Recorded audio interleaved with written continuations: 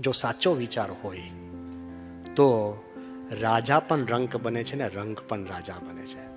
આ બહુ જ બુદ્ધિશાળી એક દ્રષ્ટાંત છે કે જ્યારે સિકંદર ઓલમોસ્ટ એ 3rd સેન્ચુરી BC અંદર લડતો લડતો ભારત તરફ આવ્યો, અને સિકંદરની તો બધાને વાત ખબર છે કે 19 વર્ષે એ પોતે રાજા બન્યો, 21 વર્ષે મેસેડોનિયાનો રાજા બન્યો, 23 વર્ષે પર્શિયા એના કાબુમાંથી. આવા આપણા પરા નહીં કે પાલડી કે પછી કે હું હવે ઇલેક્શન સેટેલાઇટથી જીત્યો વસ્ત્રાપુર કે સરખેજ, એવા પરાની વાત નથી કરતો. પર્શિયા 23 વર્ષે, 25 વર્ષે ઇજિપ્ત, એલેક્ઝાન્ડ્રિયા એના પગ નીચે. શું માણસ હતો, સામાન્ય નહોતો. 28 વર્ષ સુધીમાં એ તો છેક પોરસ સુધી પહોંચી ગયો. 2 વર્ષ ઇન્ડિયામાં યુદ્ધ અને લડાઈને તક્ષશિલા વિસ્તારમાં રહ્યો.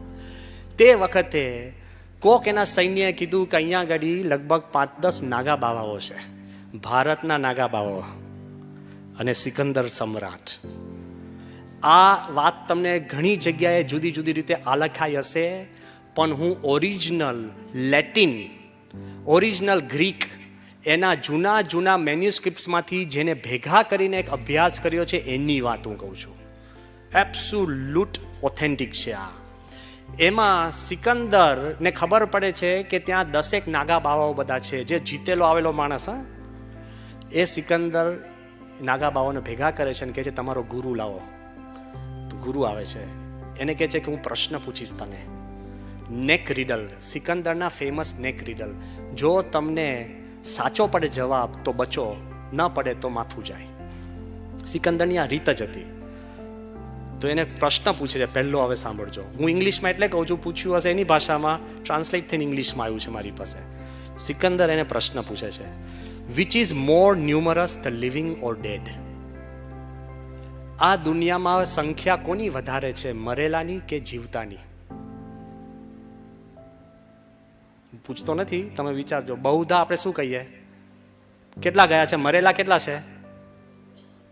અબજો ને અબજો મરી ગયા છે. જીવતા? તો આ સાધુ શું કે છે, લિવિંગ, જીવતા. કેમ?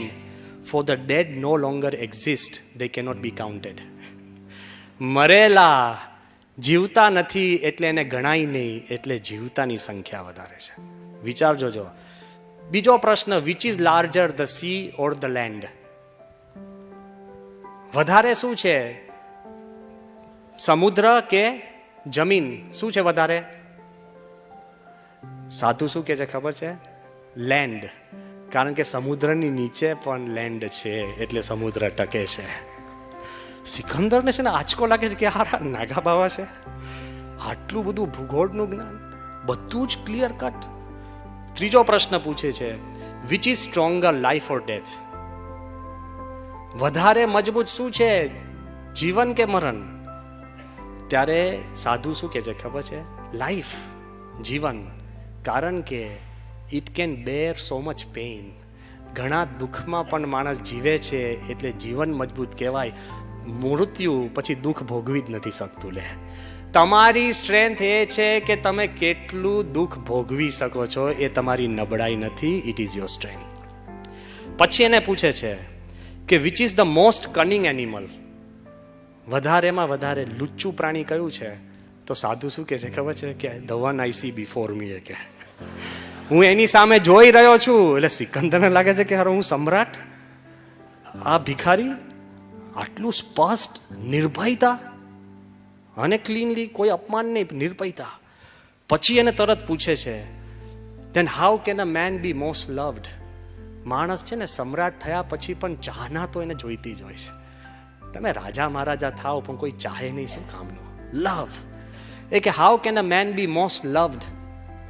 તો આ શું કે છે ખબર છે? By being the most powerful and the least fearful. વધુમાં વધુ શક્તિશાળી બન, પણ બીજાને ઓછામાં ઓછા ભય પેદા કર. જેમ મોટો થાય ને એમ ભય પેદા કરે. એ કે નહીં. પછી એને કહે છે સિકંદર, વિચ કેમ ફર્સ્ટ, ડે ઓર નાઇટ? દુનિયામાં પહેલું શું આવ્યું, દિવસ આવી કે રાત? તો આ જવાબ શું આપે છે ખબર છે? Night bye half a day.